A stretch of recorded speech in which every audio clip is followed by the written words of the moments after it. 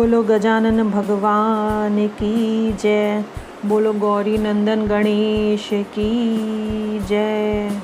दोस्तों, मेरी ये वीडियो थोड़ी सी लंबी होने वाली है आज, यानी कि कुछ 8.5 मिनट की, क्योंकि मैं आपको माँ का महत्व, पूजा विधि और मंत्र के साथ साथ कथा सुनाने जा रही हूँ।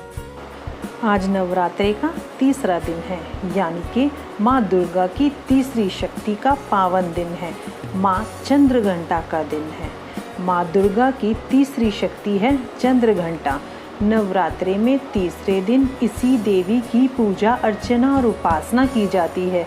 देवी का यह स्वरूप परम शांति और कल्याणकारी है, इसलिए कहा जाता है कि हमें निरंतर उनके पवित्र विग्रह को ध्यान में रखकर साधना करनी चाहिए, यानी कि उनके पवित्र रूप को ध्यान में रखकर साधना करनी चाहिए। उनका ध्यान हमारे इस लोक और परलोक दोनों के लिए कल्याणकारी है। इस लोक यानी धरती लोक।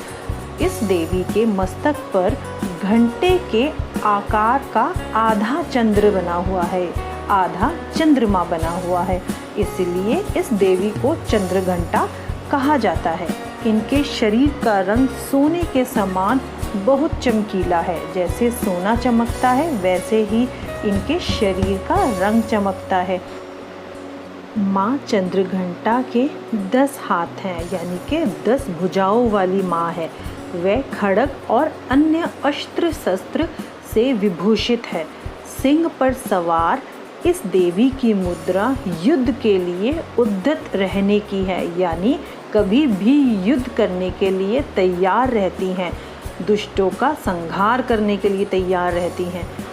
इनके घंटे से जो भयानक ध्वनि निकलती है, उससे सारे अत्याचारी दानव, दैत्य और राक्षस भी कांपते हैं। नवरात्रि में तीसरे दिन इसी देवी की पूजा का बहुत महत्व है। इस देवी की कृपा से साधक को अलौकिक वस्तुओं के दर्शन होते हैं, दिव्य सुगंधियों का अनुभव होता है और कई तरह की ध्वनियाँ सुनाई देने लगती है। इन क्षणों में साधक को बहुत सावधान रहना चाहिए। इस देवी की आराधना से साधक में वीरता और निर्भयता के साथ ही सौम्यता और विनम्रता का विकास होता है। इसीलिए हमें मन, वचन और कर्म के साथ ही बहुत ही शुद्ध होकर पवित्र मन से माँ चंद्रघंटा की शरण में उपासना, आराधना, पूजा अर्चना करनी चाहिए। इससे सारे कष्टों का नाश होता है और यह देवी हमारा कल्याण करती है। तीसरे दिन की पूजा के लिए चौकी पर माता चंद्रघंटा की प्रतिमा यानी मूर्ति या तस्वीर स्थापित करें। इसके बाद गंगा जल या गोमूत्र से शुद्धिकरण करें। चौकी पर चांदी, तांबे या मिट्टी का घड़ा या फिर लोटा भी ले सकते हैं आप। जल भरकर उस पर नारियल रखकर कलश की स्थापना करें। कलश की स्थापना बड़े ही साधारण ढंग से मैंने अपनी पहली वीडियो में आपको बताई थी।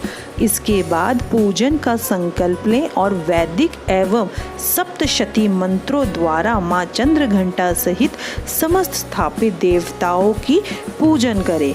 इसमें आह्वान, आसन, पद्म, अद्र, आभूषण, बेलपत्र, दूर्वा, सिंदूर, रोली, हल्दी, चंदन, सौभाग्य सूत्र, वस्त्र, सुगंधित द्रव्य यानी कि इत्र, धूप, दीप, नैवेद्य, यानी कि मैं आपको बताऊं बड़े ही साधारण ढंग से जो आपके पास सामग्री हो पूजा की, वही से आप अपनी पूजा करें।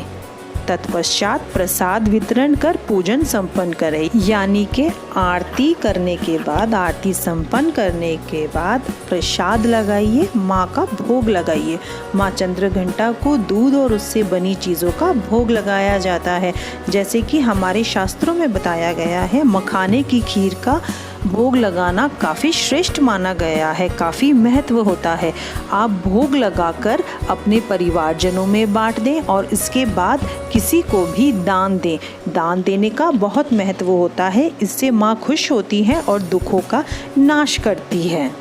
हमारे हिंदू धार्मिक ग्रंथों और पौराणिक कथाओं के अनुसार प्राचीन समय में देवताओं और असुरों के बीच लंबे समय तक युद्ध चल रहा था। असुरों का स्वामी महिषासुर था और देवताओं का स्वामी इंद्र थे। महिषासुर ने देवताओं पर विजय प्राप्त कर इंद्र का सिंहासन हासिल कर लिया था और स्वर्ग लोक पर राज करने लगा। उसे देखकर सभी देवतागण परेशान हो गए और भयभीत रहते थे। इस समस्या से निकलने के उपाय जानने के लिए त्रिदेव ब्रह्मा, विष्णु और महेश के पास गए। देवताओं ने बताया कि महिषासुर ने इंद्र, चंद्र, सूर्य, वायु और अन्य देवताओं से सभी अधिकार छीन लिए हैं और उन्हें बंदी बना लिया गया है और वह खुद स्वर्ग के राजा बन गए हैं। देवताओं ने बताया कि महिषासुर के अत्याचार के कारण अब देवता पृथ्वी पर विचरण कर रहे हैं और भटक रहे हैं और स्वर्ग में उनके लिए कोई जगह नहीं है। यह दुखद समाचार सुनकर ब्रह्मा जी, विष्णु जी और भगवान शंकर जी को बहुत क्रोध आया। तीनों देवता के गुस्से की कोई सीमा नहीं थी। गुस्से की वजह से, क्रोध की वजह से तीनों के मुख से ऊर्जा उत्पन्न हुई, यानी कि तेज उत्पन्न हुआ और देवगणों के शरीर से निकली ऊर्जा भी उस ऊर्जा से जाकर मिल गई। ये 10 दिशाओं में व्याप्त होने लगी। तभी वहाँ एक देवी का अवतार हुआ। भगवान शंकर ने देवी को त्रिशूल और भगवान विष्णु ने चक्र प्रदान किया। इसी प्रकार अन्य देवी देवताओं ने भी माता के हाथों में सारे शस्त्र सजा दिए। इंद्र ने भी अपना वज्र और ऐरावत हाथी से उतरकर एक घंटा दिया। घंटा यानी कि मैंने आपको बताया था, जिसकी भयानक ध्वनि सुन के राक्षस दैत्य कांपते थे। सूर्य ने अपना तेज और तलवार दिया और सवारी के लिए शेर दिया। शेर भी माँ के रंग के समान सुनहरा था और चमकीला भी, तभी उनका नाम चंद्रघंटा पड़ा। अब देवी महिषासुर से युद्ध करने के लिए पूरी तरह तैयार थी। उनका विशालकाय रूप देखकर महिषासुर ने समझ लिया था कि अब उसका काल निश्चित है। महिषासुर ने फिर भी अपनी सेना को देवी पर हमला करने को कहा। अन्य दैत्य और दानव भी दल में कूद पड़े, लेकिन देवी ने एक ही झटके में दानवों का संहार कर दिया। इस युद्ध में महिषासुर तो मारा ही गया, साथ में अन्य बड़े दानवों और राक्षसों का भी संहार माँ के ही हाथों हुआ। इस तरह माँ ने सभी देवताओं को असुरों से मुक्ति दिलाई। इतेश्री माँ चंद्रघंटा कथा समाप्तम। अब माँ को पीले रंग के फूल चढ़ाइए, हाथ में लीजिए और मेरे साथ मंत्र का उच्चारण कीजिए। या देवी सर्वभूतेषु माँ चंद्रघंटा रूपेण संस्थिता नमस्तस्यै नमस्तस्यै नमस्तस्यै नमो नमः। वैसे तो माँ के कई मंत्र हैं, लेकिन कठिन हैं सारे। मैंने आपको बड़ा ही आसान मंत्र बताया है, कृपा कर इसका उच्चारण करें। तत्पश्चात माँ की आरती करें और भोग लगाएं। चलिए दोस्तों, जय माता दी।